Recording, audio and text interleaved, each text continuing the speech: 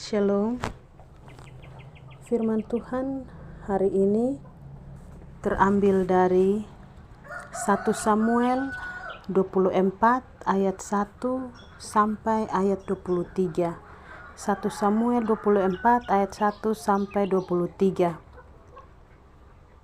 Daud membiarkan Saul hidup. Daud pergi dari sana lalu tinggal di kubu-kubu gunung di En-Gedi. Ketika Saul pulang sesudah memburu orang Filistin itu, diberitahukanlah kepadanya demikian, ketahuilah Daud ada di padang gurun En-Gedi. Kemudian Saul mengambil 3.000 orang yang terpilih dari seluruh orang Israel, lalu pergi mencari Daud dan orang-orangnya di gunung Batu Kambing hutan. Ia sampai ke kandang-kandang domba di tepi jalan. Di sana ada gua dan Saul masuk ke dalamnya untuk membuang hajat. Tetapi Daud dan orang-orangnya duduk di bagian belakang gua itu. Lalu berkatalah orang-orangnya kepada Daud, telah tiba hari yang dikatakan Tuhan kepadamu. Sesungguhnya aku menyerahkan musuhmu ke dalam tanganmu. Maka perbuatlah kepadanya apa yang kau pandang baik.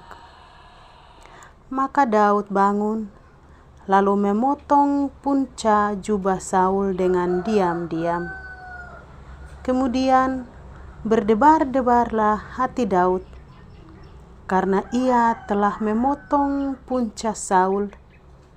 Lalu berkatalah ia kepada orang-orang, dijauhkanlah Tuhanlah kiranya daripadaku untuk melakukan hal yang demikian kepada tuanku, kepada orang yang diurapi Tuhan, yakni menjamah dia, sebab dialah orang yang diurapi Tuhan. Dan Daud mencegah orang-orangnya dengan perkataan itu. Ia tidak mengizinkan mereka bangkit menyerang Saul. Sementara itu, Saul telah bangun meninggalkan gua itu, hendak melanjutkan perjalanannya. Kemudian bangunlah Daud. Ia keluar dari dalam gua itu dan berseru kepada Saul dari belakang. Katanya, "Tuanku Raja." Saul menoleh ke belakang. Lalu Daud berlutut dengan mukanya ke tanah dan sujud menyembah. Lalu berkatalah Daud kepada Saul, "Mengapa engkau mendengarkan perkataan orang-orang yang mengatakan, sesungguhnya Daud mengikhtiarkan celakamu?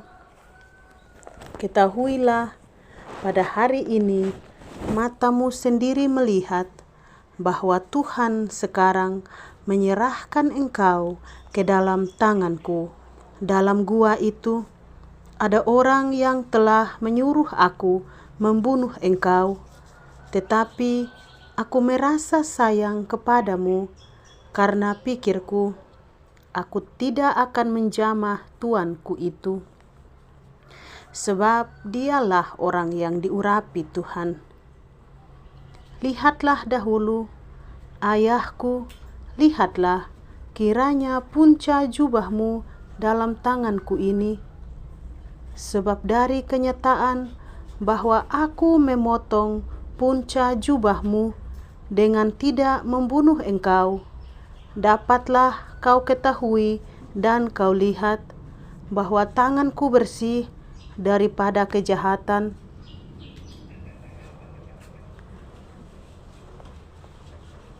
dan pengkhianatan dan bahwa aku tidak berbuat dosa terhadap Engkau, walaupun Engkau ini mengejar-ngejar aku untuk mencabut nyawaku.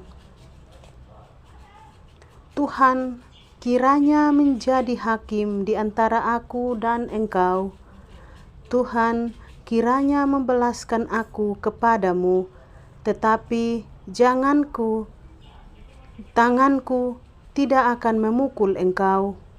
Seperti peribahasa orang tua-tua mengatakan, dari orang fasik timbul kefasikan, tetapi tanganku tidak akan memukul Engkau. Terhadap siapakah Raja Israel keluar berperang? Siapakah yang kau kejar? Anjing mati? Seekor kutu saja?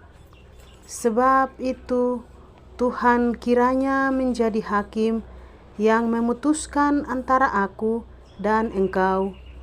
Dia kiranya memperhatikannya, memperjuangkan perkaraku, dan memberi keadilan kepadaku dengan melepaskan aku dari tangan-Mu. Setelah Daud selesai menyampaikan perkataan itu kepada Saul, berkatalah Saul, "Suaramukah itu, ya anakku Daud?" Sesudah itu, dengan suara nyaring, menangislah Saul. Katanya kepada Daud, "Engkau lebih benar daripada aku, sebab engkau telah melakukan yang baik kepadaku, padahal aku melakukan yang jahat kepadamu. Telah kau tunjukkan pada hari ini betapa engkau telah melakukan yang baik kepadaku. Walaupun Tuhan telah menyerahkan aku ke dalam tangan-Mu, Engkau tidak membunuh aku. Apabila seorang mendapat musuhnya, masakan dilepaskannya dia berjalan dengan selamat? Tuhan kiranya membalaskan kepadamu kebaikan ganti apa yang kau lakukan kepadaku pada hari ini. Oleh karena itu, sesungguhnya aku tahu bahwa engkau pasti menjadi raja, dan jabatan Raja Israel akan tetap kokoh dalam tangannya. Oleh sebab itu, bersumpahlah kepadaku demi Tuhan, bahwa engkau tidak akan melenyapkan keturunanku dan tidak akan menghapuskan namaku dari kaum keluargaku. Lalu bersumpahlah Daud kepada Saul. Kemudian pulanglah Saul ke rumahnya, sedang Daud dan orang-orangnya pergi ke kubu gunung.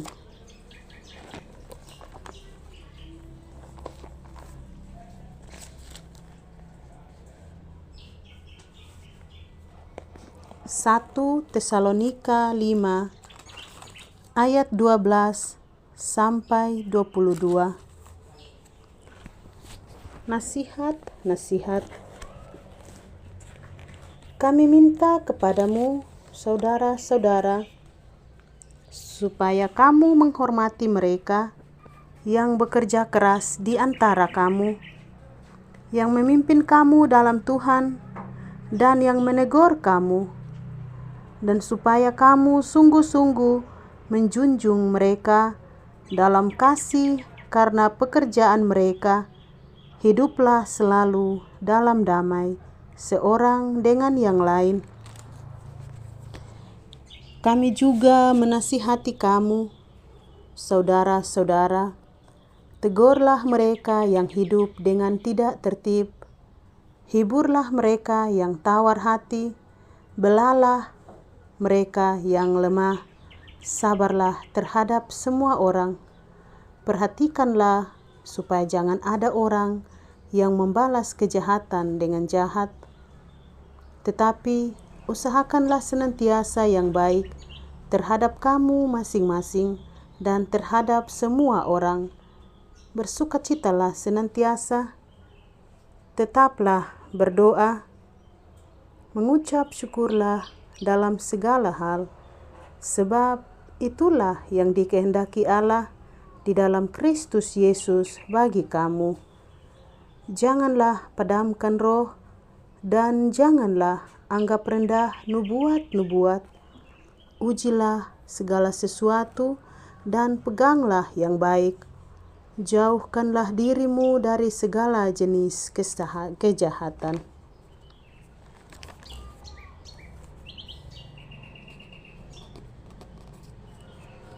Roma 15 ayat 1 sampai 13. Orang yang lemah dan orang yang kuat. Kita yang kuat wajib menanggung kelemahan orang yang tidak kuat, dan jangan kita mencari kesenangan kita sendiri. Setiap orang di antara kita harus mencari kesenangan sesama kita demi kebaikannya untuk membangunnya. Karena Kristus juga tidak mencari kesenangannya sendiri, tetapi seperti ada tertulis, kata-kata cercaan mereka yang menerca engkau telah mengenai aku, sebab segala sesuatu yang ditulis dahulu telah ditulis untuk menjadi pelajaran bagi kita, supaya kita teguh berpegang pada pengharapan oleh ketekunan dan penghiburan dari kitab suci. Semoga Allah yang adalah sumber kekuatan dan penghiburan mengaruniakan kerukunan kepada kamu sesuai dengan kehendak Kristus Yesus, sehingga dengan satu hati dan satu suara kamu memuliakan Allah dan Bapa Tuhan kita Yesus Kristus. Sebab itu, terimalah satu akan yang lain, sama seperti Kristus juga telah menerima kita untuk kemuliaan Allah.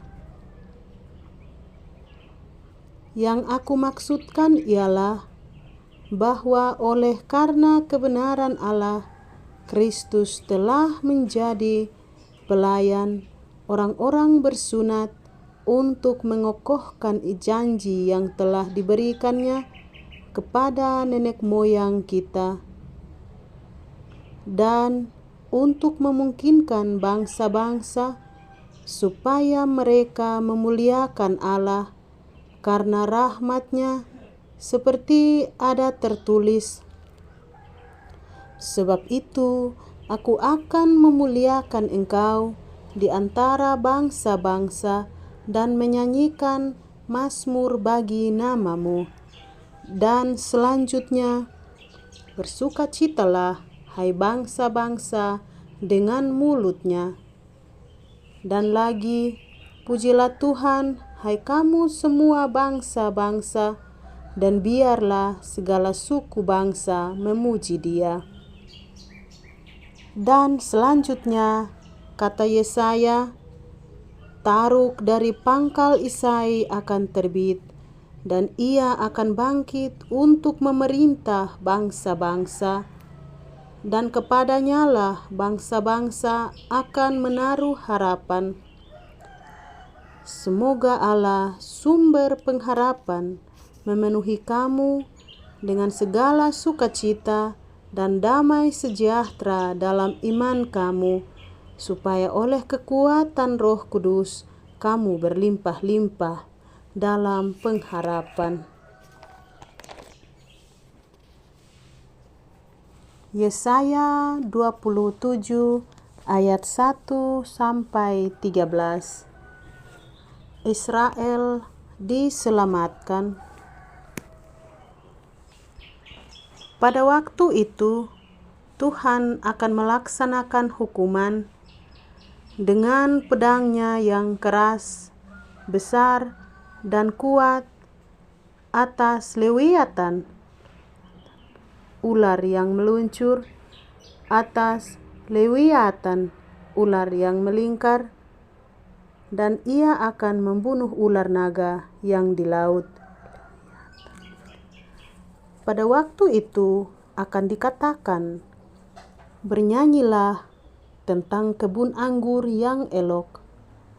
Aku, Tuhan penjaganya, setiap saat aku menyiraminya, supaya jangan orang mengganggunya. Siang malam aku menjaganya, kehangatan murka tiada padaku. Sekiranya tampak kepadaku putri malu dan rumput, aku akan bertindak memeranginya dan akan membakarnya sekaligus. Kecuali kalau mereka mencari perlindungan kepadaku dan mencari damai dengan aku, ya mencari damai dengan aku. Pada hari-hari yang akan datang, Yakub akan berakar, Israel akan berkembang dan bertunas, dan memenuhi muka bumi dengan hasilnya. Apakah Tuhan memusnahkan umat-Nya seperti Ia memusnahkan orang yang memusnahkan mereka? Atau apakah Ia membunuh umat-Nya seperti Ia membunuh orang yang membunuh mereka? Dengan menghalau dan dengan mengusir engkau telah melawan mereka. Ia telah menyisihkan mereka dengan anginnya yang keras di waktu angin timur. Maka beginilah akan dihapuskan kesalahan Yakub, dan inilah buahnya kalau ia menjauhkan dosanya. Ia akan membuat segala batu mezbah seperti batu-batu kapur yang dipecah-pecahkan, sehingga tiada lagi tiang-tiang berhala dan pedupaan-pedupaan yang tinggal berdiri.